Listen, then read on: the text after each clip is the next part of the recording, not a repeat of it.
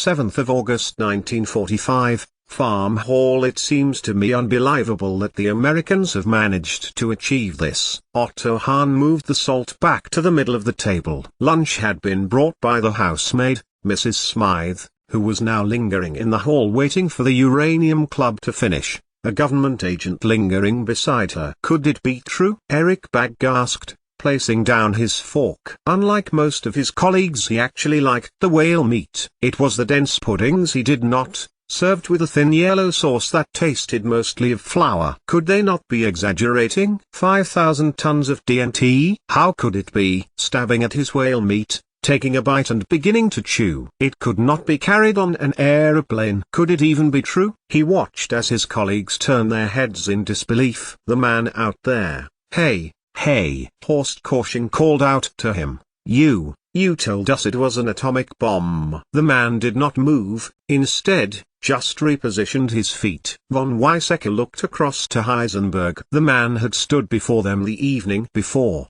and put on the wireless, sitting with them while the BBC World Service read out its own announcement again. Then, after telling them it was an atomic bomb, the tall thin man had taken the radio away, and another man, shorter and stockier, had taken his place, until he left in the evening, leaving the German uranium scientists alone. I wonder whether there are microphones installed here? Die Ebner had asked. Heisenberg, carrot's head into his mouth, stopped his arm in its trajectory and looked at the man. Oh no, they're not as cute as all that. I don't think they know the real Gestapo methods. They're a bit old-fashioned in that respect. Then why are we here? Paul Hartek asked. To keep us out of the way? Even he told us that if anyone found out where we are, we will be in a different continent. Anyway, Hartek continued, I would have understood the words uranium or nuclear fission bomb, but these were not on the news broadcast. He paused, pushing his plate away. The food was terrible, but at least it was filling. In our work, with Wirtz, he nodded to Carl Wirtz, we worked with atomic hydrogen and atomic oxygen. Yes, agreed Wirtz. Perhaps the American scientists might have succeeded in stabilizing a high concentration of separate atoms that would produce a tenfold increase over a conventional bomb, more than enough to equate to the TNT you describe. Bagg. Eric Bagg looked over his fork. He was enjoying the food, and his eye was drawn to the leftovers on von Ley's plate. So, what explains why we did not produce one? Asked Otto Hahn, asking the obvious question. And I would say, if we had had the will, we would, von Weizsäcker told them. And we did not. He thought of the one person missing from the group. He had liked Miss Ashby, who was nothing but straightforwardly honest and liked to devise practical jokes. Her brain was akin to theirs, fission, and gaining energy from the uranium machine the only thing on her mind. And, she kept Heisenberg docile. Carl Friedrich often wondered what might have happened to them all had Werner not had her close at hand. He might well have gone down the route of a bomb, just for the sake of competing with himself, to prove it could be done. We needed far more uranium than even Joe Chimstall could produce, Heisenberg told them. I calculated it, and checked it twice over, gave it to Gerlach here. It was not training, at least. Wall the Gerlach hated the rain, and the clouds that hung in the sky did at least look less dense than the ones spilling water all around the house for the majority of the day before. Yes, he agreed. I for one am happy that we had not been able to build a nuclear bomb for Adolf Hitler, von Ley told them. Oh, come on, Die Ebner exclaimed. I for one am very disappointed that we did not. Gerlach, indulging in his plum pudding, had nodded in agreement. If the Americans have a uranium bomb, then we're all second-raters. But von Weizsäcker shook his head. She would have told us. She told us everything. Carl Friedrich shook his head. A silence fell on top of them all. Each and every man had worked with Milo Ashby. She was one of them. She should be with them all now, the complete team, working with that chimera of elements. One sneeze and the uranium nuclei fissioned, it seemed. Letter for you, Mrs. Smythe told them. Which of you is Otto Haichen? The housekeeper stumbled over the words. Hahn, Heisenberg told her, and he gestured to Hahn, waving his fork in his direction. He too was enjoying the food. Even the grounds here, apart from the rain of late, had been pleasant, and they had enjoyed many games of badminton on the lawn. He missed Melusina greatly, so refused to dwell on her name, or even herself. She was gone now, and what Heisenberg had told himself was that he had his family to return safe and well to, Elizabeth, and his children. Had she only been of the Prussian ideals, all of them, and no less. And he had forgiven himself for the indiscretions between them. 1933 had been a difficult time on the emotions. Hahn, however, was now sitting back in his chair, reading the letter again. "What is it?" Von Weizsäcker had asked. Wordlessly, Hahn handed it over for his colleague to see. Von Weizsäcker brought it closer to his face. Then, he jumped up wildly and clapped Hahn on the back. "Well?" asked Die Ebner, eyebrows raised. "Otto Hahn has been awarded the 1944 Nobel Prize for chemistry for his discovery of the fission of heavy nuclei." He looked down at the letter again, and then over to his colleague. Otto Hahn shrugged. "I accept," he replied, and now everyone was on their feet, clapping their colleagues on their backs, lauding Hahn, and smiling for the first time since they had got to Hall Farm. Perhaps, thought Heisenberg, it represented one small step on their path of going home. 88,888,888 early hours of the morning, 8th of August 1945. So Milo had let Turing in, along with a lot of the east wind and its rain, and Turing had accepted her offer of tea, and had slept on the couch while Milo went back to her old bed, in the bedroom. And the next morning, when she had gone to the bathroom and used the facilities, Turing had been on the other side of the door, waiting for her to come out. They had exchanged a nod and Turing had left, and Milo had gone back to bed again. It was only on the afternoon, when Alan had returned, in a brighter, more convivial mood, that Milo had managed to get dressed, and was just going to the refectory when the man climbed the stairs to the front door. "Would you like some company?" he asked. Milo had nodded, for no other reason than because she couldn't think of a reason why not, and they walked in silence across the lawns to the dining hall, Turing noticing the difficulty the woman had when walking. It was still raining, and she was trying to hurry. Turing walked at her pace, saying nothing, asking nothing. He held open the door, and then held back a chair for her at a table for two, calling for menus. But there was little choice. Most of the menu had been inked, different things in different colors, the menus being updated as the war shortages went in, just one or two foods to begin with, and then more being added as the war went on, interrupting the cuisine of the intellectuals at Cambridge. A thin soup appeared first, pea and ham, although with a scarcity of both, and then a lamb cutlet each with a piece of national loaf, grey and dense. Milo bit into hers and chewed, grateful of anything considering how little she had to eat some days in the closing weeks of the war in Germany. And she sensed they both wanted to ask the same question, and they both had the same answer. What were they doing there, and why? The answer being related to war work. Instead, they were eating dinner together, Alan and Milo, for they merely knew one another's names and that they both were employed at Cambridge. "I am only in Cambridge for a few days. I am on my way to Manchester," Alan told Milo, when she paused in her effort to chew the lamb, and the thought struck her that he had said he was a mathematician, and also that Christ's was the college to which he was affiliated. "I went back to where I began my time here." "That's me, too," Milo conceded to tell him. "I came back here because there is nowhere else for me." Then, she lowered her fork, the memory stirring, like an old dormant monster prickled by the warmth of spring. "Manchester?" "I had war work," Turing told her, "and after that finished, I went to work using machines to calculate mathematical functions, to develop them," he added, then lowered his head. "I was at Teddington.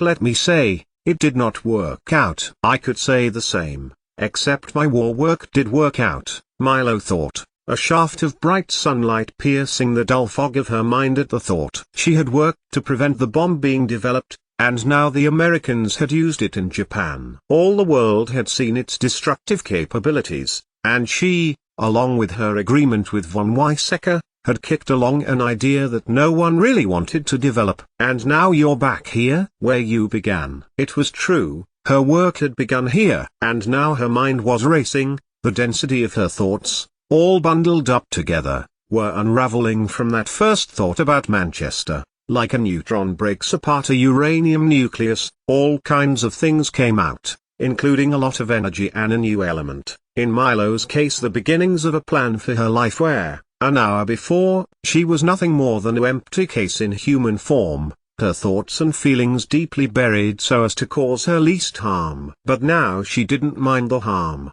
as she spoke to this man who had turned up at, admittedly, his own doorstep where Milo had been squatting, and told him she had worked with Ernest Rutherford in Manchester, and here in Cambridge. That was, however, all her mind would release just then, but Milo felt happy to be able to tell this stranger, who she sensed would take the information, but not use it, and it was just then that a thought lodged in her mind, that this Dr. Turing reminded her of someone she knew well. "What will you do in Manchester?" Milo asked, as Turing played the gentleman to perfection, calling for the dessert menu and coffee. "I don't know if you've read my paper. I discuss the logical structure of machines, to best use them for mathematical computations." Milo shook her head. "I am very behind on my reading. My work was highly specialized." "When was it published?" 1938. Milo shook her head. "I was away." And that was all she could say. The Official Secrets Act, which Frederick Lindman had impressed on her that she must keep, or risk execution, bound her. But Milo would not have spoken anyway. To whom might one speak who knew what she had been doing? Who might understand? And what doing now? Nothing. "I do not know what I am doing now. I just came to a place where I knew." Turing paused in his eating of the dense, raisin pudding they had been served. "Yes," he agreed. "So," Milo asked, the momentum of her mind refusing to stop, "your paper, what was it about?" "If you will tell me about yours," Turing told her, his face lighting up as he spoke. "I was long impressed by the practical applications of mathematics, making something tangible, physical, from theoretical ideas. And that was what your paper was about?" "It's what my work is about to be. Max Newman worked with me during the war. He put my name forward based on that to the overseer of the whole project at Manchester, to make a difference engine, to make a machine that can carry out computations." "But my work,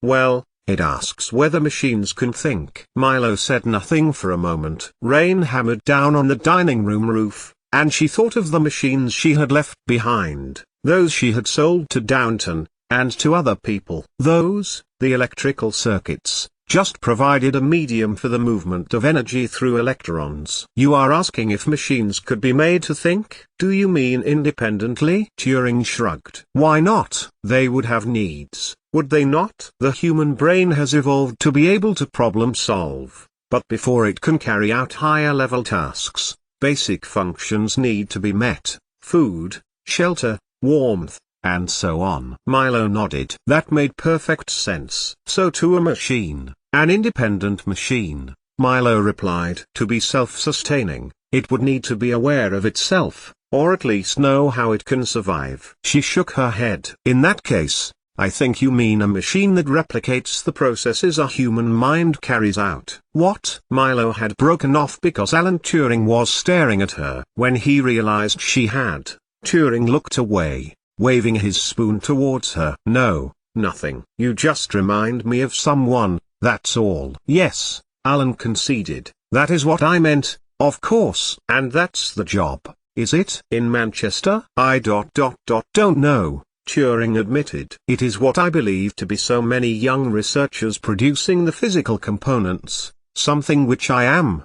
He broke off. "I can advise on the practicalities, and continue my work in computing, working on the code needed to make the machine function." "Was it like that back in your time?" Milo smiled, the first smile she had given to anyone, a genuine smile relating to the presence of the companion and her engagement in their conversation. "My time? You are clearly older than I am. And if you worked with Rutherford, you must have been here at the time Chadwick discovered the neutron." "I was here when Chadwick discovered the neutron." Milo thought. I did the calculations and operated the equipment as he needed. I co-worked with him. Then my life became complicated HB the child the work Lindman uranium. Yes, Milo replied, giving a mean average reply of all the emotions she had felt about all of her years since her postgraduate dinner up until then, and she noticed Turing had finished his pudding. She got to her feet. Wait, Miss Ashby, Turing called,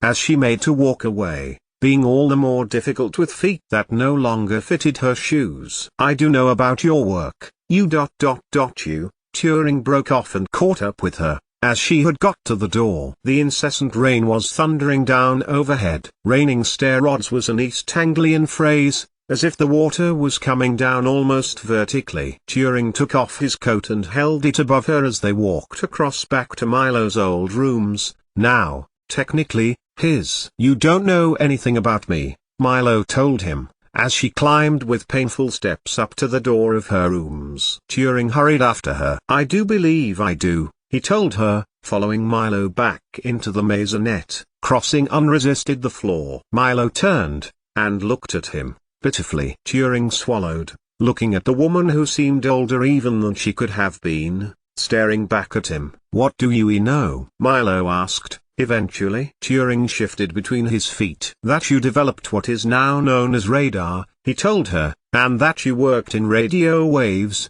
and you worked beside Chadwick and other scientists at the Cavendish. He smiled, warmly, and Milo did not repulse a friendly hand on her shoulder. Radar? What is that?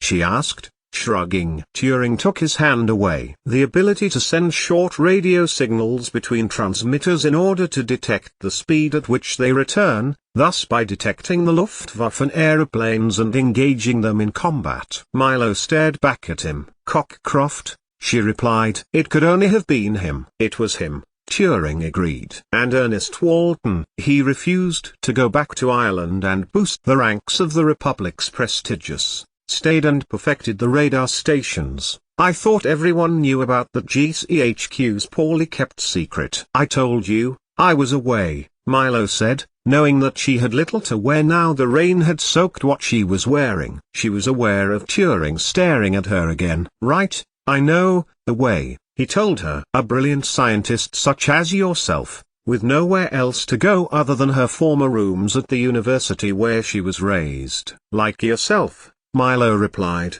Do you love him? At this, Alan Turing was taken aback, and he stared from Milo, to the window and then the door, and then back to Milo again. Who? The man you were kissing in by the king's rooms this morning. And Milo was pleased when a look of panic crossed Turing's face. He did not know whether he loved Neville Johnson, a son of one of the professors of Christ's, who worked now as an artist. But he had written to Neville, and rekindled their relationship which they had consummated when Alan had been an undergraduate. I was out, he told Milo, his cheeks pinking. And Milo crossed to Turing, this time, her hand on his arm. You cannot shock me, Mr. Turing, she told him, then added, my husband is a homosexual. And then, Milo hated herself, hated that she had used that word, such a bland and accessory statement to describe Thomas Barrow. Thomas was not just that, could never be just that. He had been her world for so very long. Milo felt her heart filling with sadness, and she crumpled her hands to her eyes. And you were away,